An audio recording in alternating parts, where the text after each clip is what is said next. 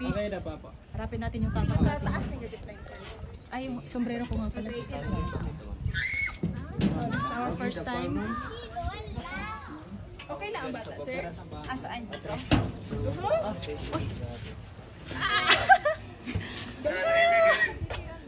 My loves. My love. Okay, one. Tas, ano ka? Dito na po. Dito na po. Yan, 1, 2, 3.